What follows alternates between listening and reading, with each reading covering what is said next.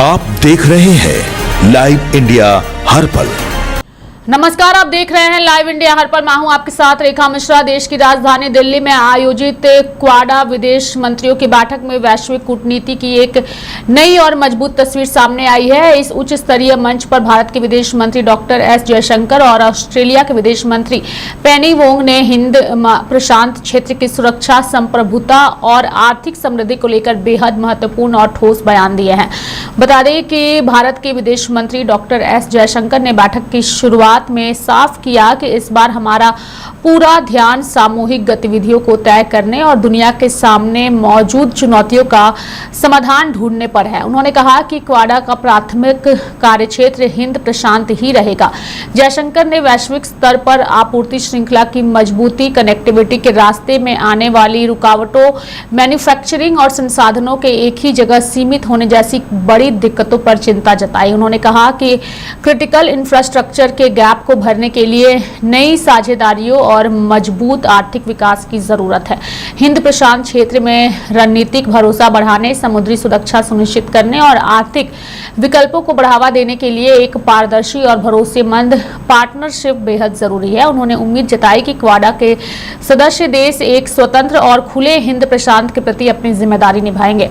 Australia का भारत को सलाम है। ऑस्ट्रेलिया के विदेश मंत्री पेनी वोंग ने भारत की तारीफ करते हुए इसे दुनिया का सबसे बड़ा लोकतंत्र और हिंद प्रशांत को आकार देने वाली एक बेहद महत्वपूर्ण महाशक्ति बताया। वोंग ने जयशंकर के पुराने बयान को याद करते हुए कहा कि हिंद प्रशांत के देशों के पास अपनी सुरक्षा और संप्रभु हितों की रक्षा के लिए चयन की आज़ादी होनी चाहिए। यही सोच ऑस्ट्रेलिया के क्वाडा से जुड़ाव का मुख्य आधार है।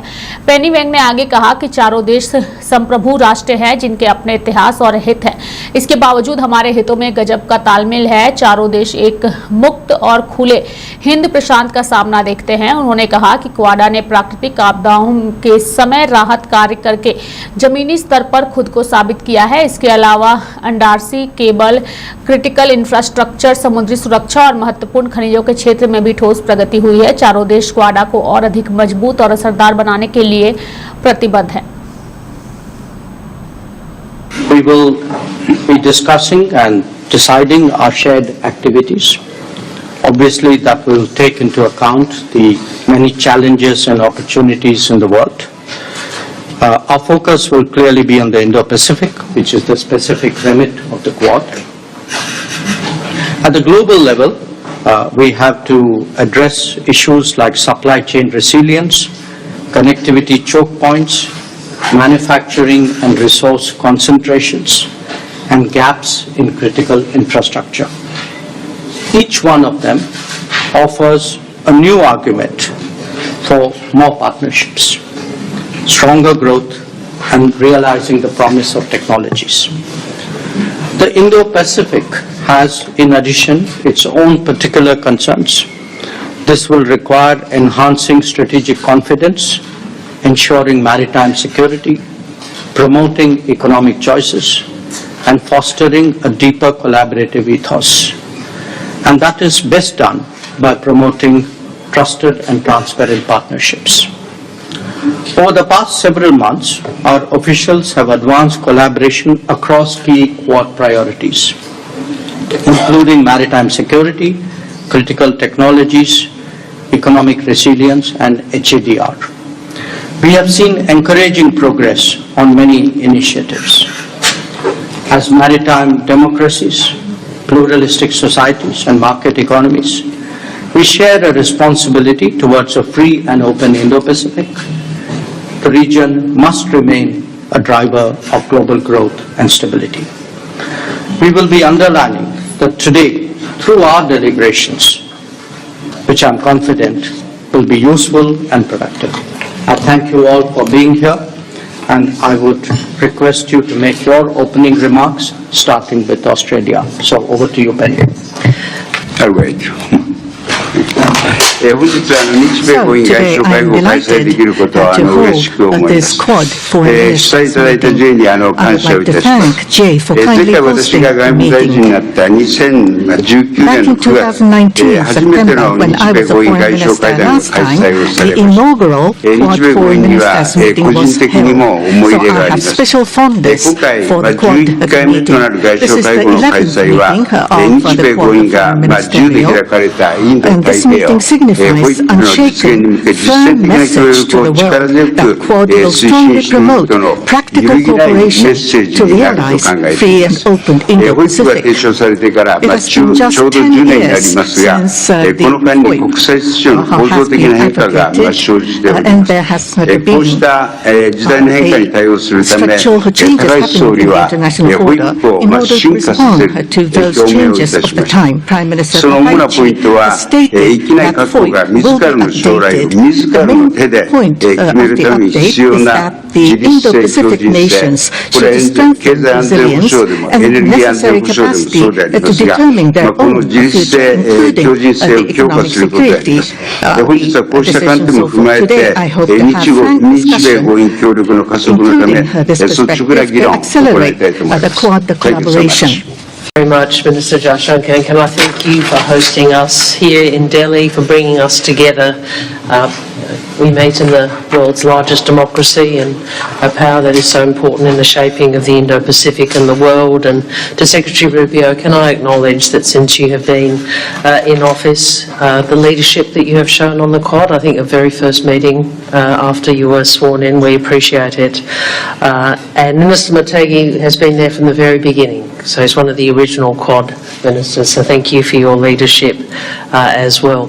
I wanted to start by reflecting on a point that Minister Jaishankar made at one of our earlier Quads in Washington, I think, and you spoke about choices. And about doing what we can together to ensure that the Indo-Pacific and the countries within it have the freedom of choice on their security and on asserting their sovereign interests, their freedom of choice on their development and on the future of the region we all share.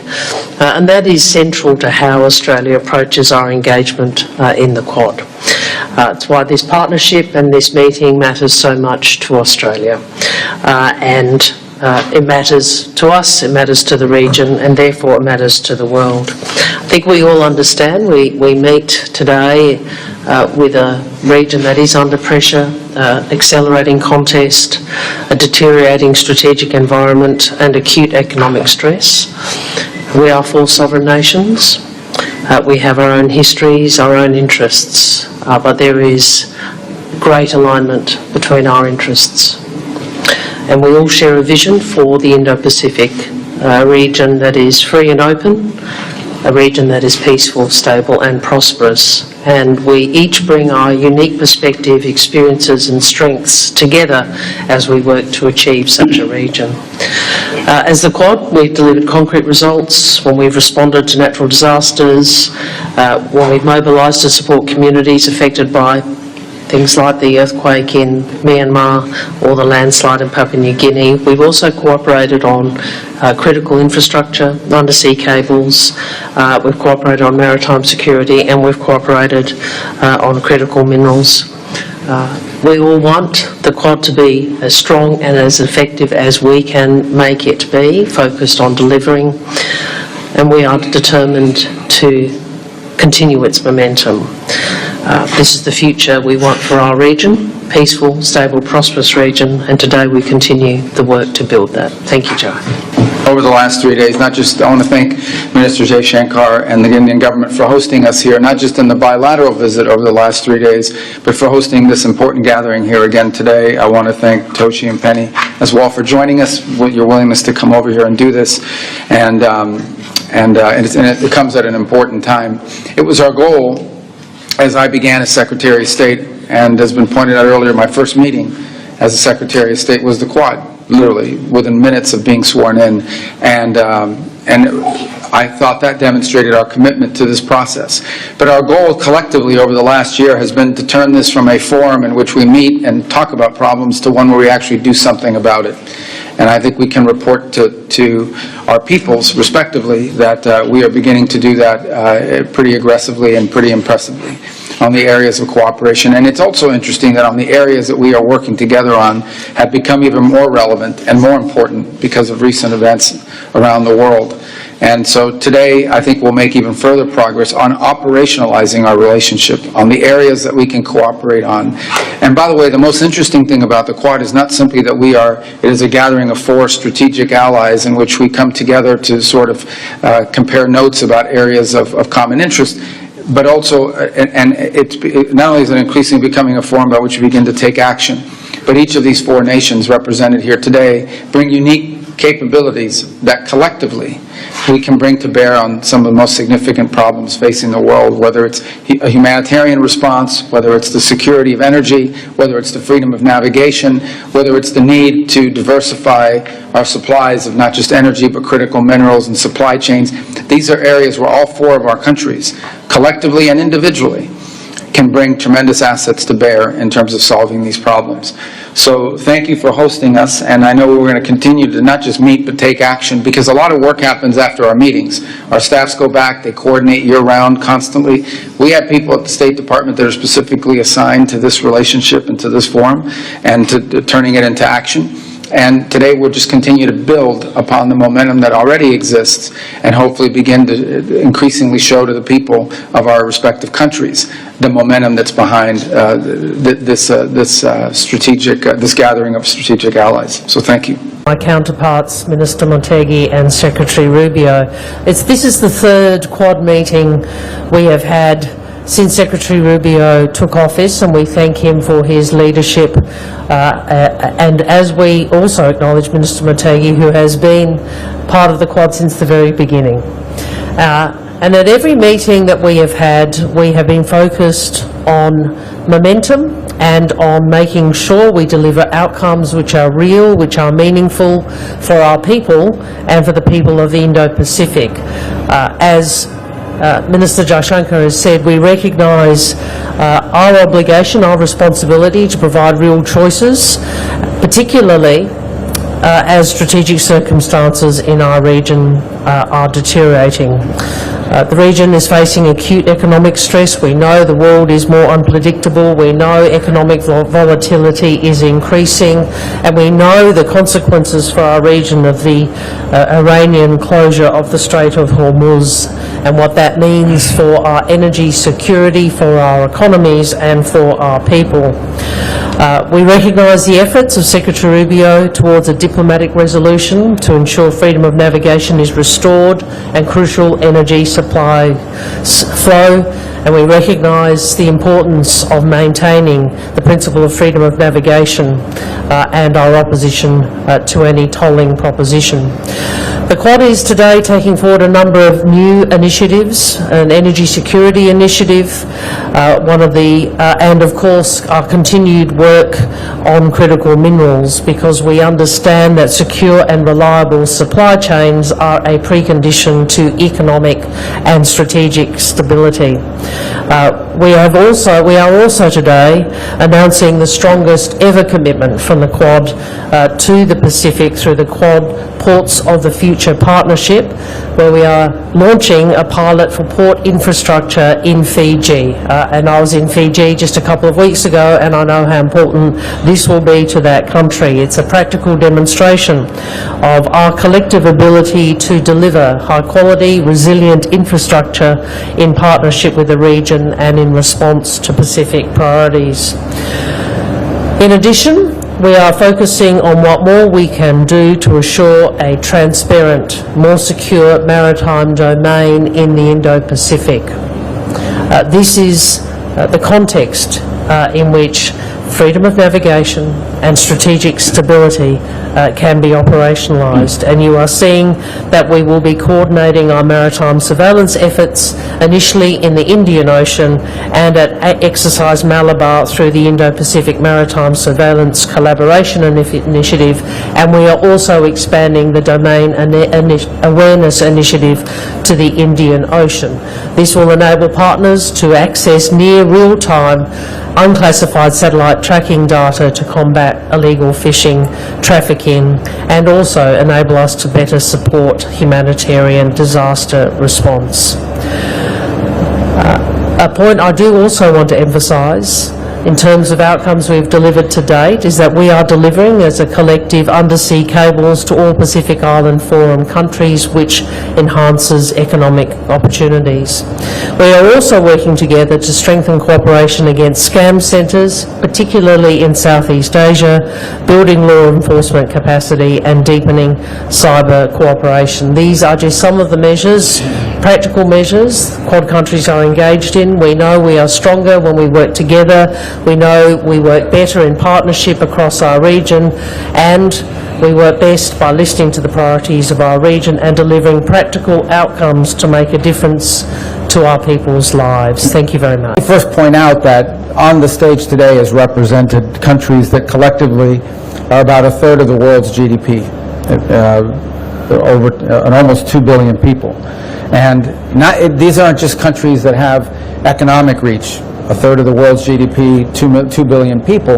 They are countries who share strong values, strong, vibrant democracies who also are committed to many of the same concepts with regards to economic development and have many aligned interests in those fields as well.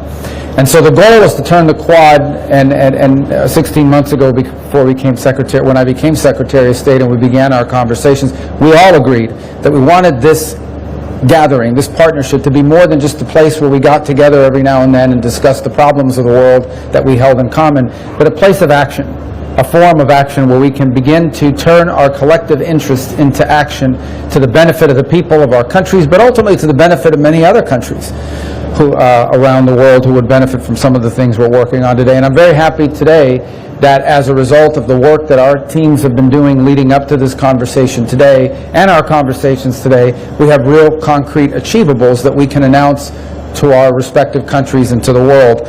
On the issue of maritime security, there are two big announcements. The first is the launch of the Indo-Pacific Maritime Surveillance Corporation initiative, which is going to leverage each of our country's maritime surveillance capabilities in the Indo-Pacific to enhance information sharing.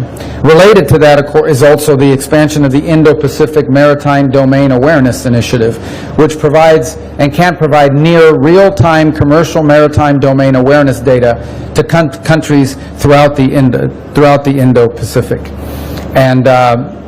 And last, I also want to thank India for committing to hosting the next iteration of the Quad at Sea mission, which brings together our respective Coast Guards together in one place on one ship. And the reason why maritime security is so important, beyond the fact that current events remind us of what can happen when maritime security is impeded, is the fact that 60% of global maritime trade passes through the Indo-Pacific, and it's a vital national interest, not just to the 4 countries represented here today, but to dozens and dozens of countries, countless countries around the world. The second initiative is an exciting one, and that is that we're going to be partnering on issues of port infrastructure, in particular in response to insufficient port capacity in the Pacific Islands. We're announcing plans to work with Fiji to advance that country's port infrastructure. It'll be the first time that the Quad partners work together on a project, on a port infrastructure project. We believe it'll be very successful and that it will serve as a model for other projects in the future. Minister Wong, Minister Motegi, Secretary Rubio, ladies and gentlemen.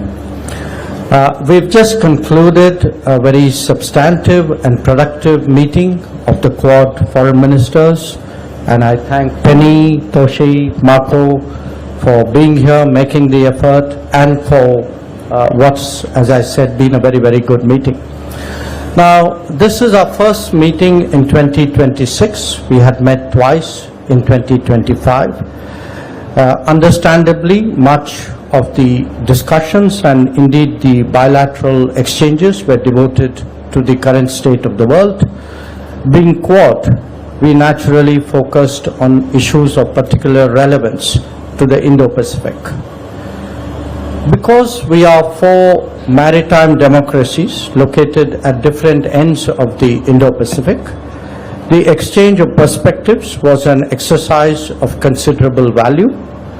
The maritime domain has seen a steady expansion of collaboration, including surveillance and domain awareness, logistics network, undersea cables, training, capacity building, and HADR activities. We will be continuing to deepen these areas in the times ahead. We spent some time on the question of safe and unimpeded maritime commerce and reaffirmed the significance of scrupulously observing international law. Our four nations are also market economies. We believe strongly that economic resilience should be promoted, that supply chains should be strengthened, trusted and secure technologies diffused, and production capacities enhanced. Our deliberations touched on the current energy and fertilizer availability as well as that of critical cooperation among ourselves while also assisting others. We, the Quad nations, are open societies who foster innovation and creativity in our quest for growth and prosperity. These forces are strengthened when we undertake more exchanges, as we intend to do. So, whether it is in business forums, healthcare initiatives, or digital activities, each facet of a joint effort makes the region that much better. As democratic nations, we also devoted attention to countering the common threat of terrorism. There must be zero tolerance for terrorism, and nations subject to terrorist attacks have the right to defend themselves. A free and open Indo-Pacific has many dimensions and facets. Our meeting today took stock of the progress in many of them while encouraging exploration in others. In the coming days, whether it is economic activity, energy trade, or maritime commerce, the Indo-Pacific will become even more important to the world. The responsibilities of the Quad will grow commensurately, and we must prepare for that. So, as the host, let me thank my colleagues for their valuable contributions in what has been a very productive and forward-looking meeting. Thank you. तो मेरे साथ फिलहाल अभी के लिए इस खबर में इतना ही। आप देखते रहिए लाइव इंडिया हर पल। नमस्कार।